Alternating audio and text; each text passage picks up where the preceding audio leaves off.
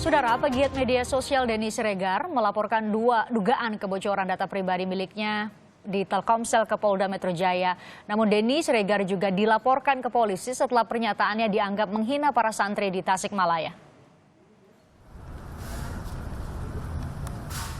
Pegiat media sosial Denny Siregar didampingi pengacaranya Muanas Alaidit mendatangi kepolisian daerah Metro Jaya untuk melaporkan dugaan pencurian data pribadi. Sebelumnya melalui akun Twitternya, Denny mengungkapkan bahwa data pribadinya telah dibeberkan oleh akun Twitter @opposite6891. Denny memberikan waktu 3 kali 24 jam untuk meminta penjelasan kepada salah satu akun yang menyediakan data pribadinya dan dicurigai melibatkan pihak ketiga. Salah satunya pihak operator Telkomsel. Sementara Denny Siregar juga tersandung kasus hukum setelah dirinya dilaporkan karena salah satu postingannya di media sosial diduga telah menghina kelompok santri di kota Tasikmalaya. Forum Mujahid Tasikmalaya pun mendesak agar polisi cepat mengusut kasus dugaan tindak pidana penghinaan dan pencemaran nama baik yang dilakukan Denny Siregar. Kasus Denny Siregar saat ini masih ditangani Polresta Tasikmalaya. 3 orang saksi telah diperiksa dalam kasus ini. Tim Liputan, Kompas TV. Terkait kasus hukum pegiat media sosial Denny Siregar, kita bahas bersama pengacara Denny Siregar, Muanas Alaidit yang sudah bergabung di studio, dan juga ada pelapor Denny Siregar, ada Pak Nanang Nur Jamil yang bergabung dari Tasikmalaya dari Forum Mujahid. Saya sapa Pak Nanang terlebih dahulu karena ada berada di luar studio. Selamat sore, Assalamualaikum Pak Nanang. Assalamualaikum, selamat sore Mbak Christian. Terima kasih sudah mau gabung. Di studio ada Pak Muanas Alaidit yang sudah bersama saya. Beliau adalah pengacara, saya yakin sudah mengenal. Karena yang kami undang dari Tasikmalaya lebih dulu, kita bahas dulu yang tadi nomenklatur pertama dilaporkan. Okay. Berarti Anda ada sekaligus menjadi kuasa hukum, diberi kuasa juga untuk menangani itu? Iya, di 2 kasus itu. Berarti kita update dulu pelaporannya seperti apa. Dari polisi, Pak Nanang dapat informasi apa? Terakhir kalau yang kami dapatkan informasi sudah ada 3 saksi yang diperiksa. Nah, berarti kan menunggu terakhir yang terlapor yang bakal dimintai keterangan. Anda sudah punya informasi itu dari polisi? Baik, Mbak Christian. Jadi sesuai dengan update informasi dari Polresta Tasikmalaya, bahwa besok insya Allah para santri yang ada dalam foto itu akan diperiksa. Saya sendiri sebagai saksi pelapor sudah diperiksa bersama 3 orang saksi lainnya. Demikian informasi sementara. Sudah dapat informasi kira-kira terlapor klien Anda dimintai keterangan kapan? Belum ada sejauh ini dari penyidik soal kasus itu ya. Tapi tentu Anda menerima update perkembangan proses penyelidikan. Iya, sedari awal kan memang sikap kita untuk kasus santri itu, pertama mungkin kita menilai memang tidak cukup bukti ya dalam persepsi kita. Tidak cukup bukti, ada fotonya, ada. Iya, jadi kalau misalnya soal pendapat hukum, ya kan bagi kita menilai bahwa kasus itu kan sebetul yang di Tasik ini hanya merupakan framing aja, gitu loh. Pelaporannya pun pencemaran nama baik dan penghinaan. Ya. Nah, Undang-Undang ITE. Ini kan delik aduan, Mbak.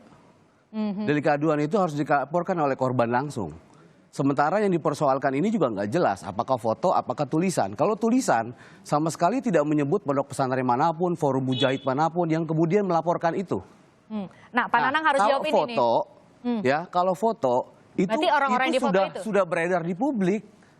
Sudah beredar dan itu diambil dari media, di media sosial. Jadi foto itu sudah milik publik dan sudah tertulis di situ dikatakan sebagai foto hanya ilustrasi. Gitu, artinya bukan keadaan yang sebenarnya. Ada di dalam fotonya. Ada di dalam fotonya dan kita sudah tanya juga ke ahli bahasa yang kita punya, ke ahli pidana gitu loh. Artinya sudah yang melaporkan juga tidak punya kepentingan langsung terhadap itu gitu loh. Konten yang dibuat pun baik foto maupun tulisan sama sekali tidak ada hubungannya dengan si pelapor. Tapi walaupun begitu Mbak, maksud saya bahwa kita percaya bahwa Polri akan tetap bersikap profesional dan Denny Siregar sendiri pun sudah menyampaikan bahwa kita akan mengikuti proses hukum. Bila diminta keterangan, tentu kita akan hadir dalam laporan itu. Pak Nanang ini tadi ada dengar sendiri dari Bung Alaidit. Ini Pak Nanang dalam kapasitas apa? Disebut tadi kalau pasal yang dilaporkan itu kan pasal aduan. Jadi yang korbannya langsung yang harus memberikan laporan atau memberikan aduan. Iya. Jelaskan. Saya dari Forum Mujahid ya. Tadi saya ralat dulu. Di undang-undang yang mana Saudara Mu'anas tadi mengatakan bahwa sebuah foto yang sudah beredar luas bisa dengan seenaknya digunakan oleh Denny Zulfikar Siregar. Di pasal yang mana? Itu kan foto bukan foto karikatur. Itu foto anak santri tahfiz Quran. Punya nama, punya orang tua. Jelaskan. Lalu dihubungkan lagi dengan substansi. Maaf sebentar. Tidak mungkin tidak ada korelasi antara substansi yang diposting dengan foto. Kalau memang itu tidak ada korelasinya, kenapa Anda, Denny Siregar, tidak gunakan foto anak Anda sendiri yang sedang menggunakan baju teroris misalkan? Udah, Pak. Kenapa tidak gunakan itu? Oke, sekarang Bu Laidit jawab ya. Bung Laidit jawab ya. Anda bisa jawab poin-poin tadi? Iya, jangan mengomentari persoalan hukum itu dengan menggunakan perasaan, Mbak. Tapi alat bukti, itu tolak ukurnya. Gitu. Itu alat buktinya akan jelas foto. Jadi ya makanya ini nanti saya mau ceritakan. Kalau delik aduan itu harus korban langsung, Pak. Itu yang saya pahami dalam proses hukum. Kalau korban langsung yang melaporkan, yang menjadi masalah ini adalah Forum Mujahid. Sekarang Forum Mujahid ini di dalam tulisan itu tidak disebut. Di dalam foto itu kemudian tidak disebut. Justru sebaliknya, ketika foto itu kemudian dipersoalkan dengan anak-anak kecil yang mengikuti aksi demo. Nah sementara kalau kita melihat Undang-Undang Perlindungan Anak dalam pasal 87, itu ancaman pidananya itu lebih serius justru terhadap mereka gitu loh. Dengan melibatkan anak dalam sebuah aksi untuk kepentingan politik. Ya kan gini loh, jangan sampai kemudian orang melihat gajah di pelupuk mata kelihatan tidak terlihat, kemudian semut di seberang lautan malah kelihatan gitu loh. Yang ancaman pidananya tinggi terhadap eksploitasi anak itu 5 sampai 15 tahun dengan menampilkan dan mempersoalkan foto itu tidak dimasalahkan. Tapi Denny Siregar refleksi dia. Nah, ya kan? Tanggapan dia kemudian soal bagaimana misalnya melawan isu tentang intoleransi, radikalisme, terorisme, segala macam. Bung Laidit, Anda belum jawab tadi soal poin dari Pak Nanang soal bahwa foto itu sudah menjadi milik umum, beredar luas di media sosial. Beredar dan dikatakan dalam postingan itu foto adalah ilustrasi. Foto hanya sebuah ilustrasi. Kalau disebutkan demikian, Pak Nanang? Foto adalah ilustrasi. Tapi di ID Tagar itu tidak ada kata ilustrasi, satu. Yang kedua, secara logika antara foto dengan isi postingan tentu kan ada korelasi. Kenapa? Forum Mujahid bukan pelapor, saya saksi pelapor. Yang melapor adalah pimpinan pondok pesantren. Ya, yang secara institusi karena anak-anak itu adalah anak-anak Darul Ilmi Tahfiz Quran. Jelas pimpinan pondok pesantrennya merasa dicemarkan. Kan begitu analogi berpikirnya. Nah kalau memang itu dikatakan sebagai sebuah ilustrasi, kenapa menggunakan foto anak-anak tahfiz Quran Darul Ilmi, tidak digunakan foto yang lain? Yang kedua, apa korelasinya demo 313 dengan teroris? Apa korelasinya? Foto anak-anak itu kan sedang diminta mengaji Quran di Istiqlal, lalu Denny Siregar menyebut itu anak-anak calon teroris. Apa korelasinya? Nah, saya kira ini kan gini loh. Kalau bicara soal hukum, itu persepsinya jangan menggunakan persepsinya pelapor. Ini kan persepsinya pelapor. Tapi menggunakan alat bukti, bukannya Pak Nanang juga yang menilai gitu loh. Tapi ahli bahasa dan kemudian ahli pidana. Nah, saya kira kalau mengatakan bahwa foto anak itu katanya sedang mengaji di Quran, Anda bisa lihat tampilan fisiknya ya. Bagaimana dia membawa bendera. Ya, bahkan ada dalam satu media yang kita kumpulkan sebagai bukti dia ada di dalam sebuah mobil komando. Bagi kita, dia nggak benar juga gitu loh, mengatakan bahwa seolah-olah itu tidak. Pak Nanang, saya dengar kalimat dari Pak Nanang tadi. Itu tafsir Anda. Anda melihat itu? Iya, makanya saya bilang kita ikutin aja proses hukum kalau emang itu berproses seperti itu loh. Tapi kalau ditanya soal masalah legal standing, kepentingan bagi kita ya, penegak hukum kita. Pelapor ini tidak punya kepentingan sama sekali gitu. Oke, sekarang kita beri kesempatan ke Pak Nanang. Pak Nanang dulu deh, silakan. Coba saya tanya ke pelapor ya. Begini saja, kalau mau debat soal pasal hukum nanti di pengadilan. Oke, Pak Nanang kita dengarkan dulu apa yang mau ditanyakan tadi. Iya, misalnya dia yang melaporkan ini kan Forum Mujahid.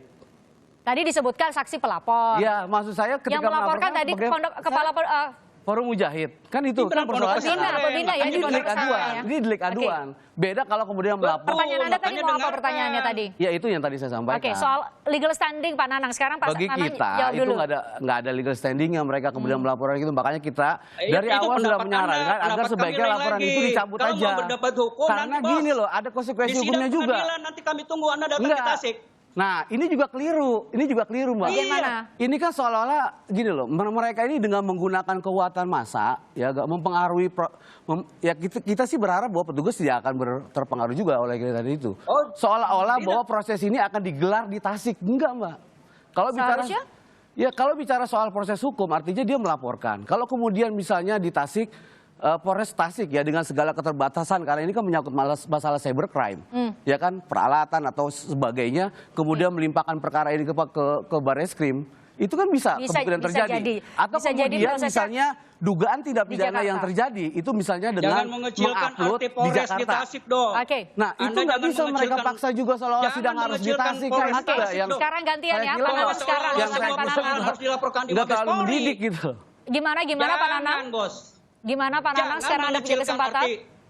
Polres di Tasik bahwa seolah-olah semua hukum harus dilaporkan diselesaikan di Mabes Polri, kan tidak begitu. Enggak begitu maksud saya. Artinya jangan membangun persepsi publik. Jangan membangun persepsi publik seolah-olah persoalannya di ini itu harus diselesaikan di Tasik. Nah itu juga yang nggak tepat menurut saya. Pak Nanang tadi itu pendapat Anda. Iya, Pak Nanang tadi Bung Alaidit bilang. Jadi kasus ini kan locus delicti ya, tempat terjadinya tindak pidana karena ITE bisa jadi kemudian ditarik ke Barreskrim. Itu yang poin yang mau disampaikan. Kita serahkan aja lah ke proses hukum biar dengan segala mekanismenya ya sama-sama baik pelapor maupun terlapor nanti tinggal kita ikuti tanpa kemudian misalnya mendesak atau memaksa proses hukum itu harus digelar di mana. Tapi Pak Nanang juga saya harus beri kesempatan untuk menjawab tadi tuduhan Anda Bung Alaidit. Kalau justru foto itu bisa menjadi dugaan atau bisa diduga ada tindak pidana di situ karena ada eksploitasi anak. Anda bilang tadi ada diajak ke aksi massa. Tanggapan Pak Nanang terhadap hal ini gimana? Ini makanya orang kalau tidak Muslim tapi tidak tabayun harusnya minta ini nggak bener nih ngomong kayak begini nih. Ini kan nggak jelas. Ini Bapak bisa saya tuntut loh Pak. Maka saya tanya Pak, tadi. Pak Nanang, ini saya tanya Pak Nanang ya. Ini Pak Nanang bisa dicabut nggak pernyataannya? Anda dari tadi bicara. Anda jangan bilang soal Muslim loh. Jangan seolah-olah merasa Anda kelompok yang paling Muslim. Itu nggak pas kalau Anda loh. Ini kita bicara soal persoalan hukum gitu loh, bukan persoalan Anda paling merasa. Oke, gantian sekarang ke Pak Nanang ya. Saya Muslim. Harusnya kan ada proses tabayun, klarifikasi dulu apa korelasinya, enggak, Anda katakan bilang aksi demo Pak Nanang dihubungkan dengan teroris. Anda bilang katanya Muslim. Memang Anda merasa lebih Muslim dari saya. Oke, saudara, kami jeda. Usai jeda sama masih bersama dengan pengacara dari Denny Siregar, kemudian dari Forum Mujahid Tasikmalaya, Pak Nanang tadi. Semoga usai jeda kita bisa bicara soal kasus hukum berikutnya karena ada 2 kasus hukum. Sesaat lagi, saudara.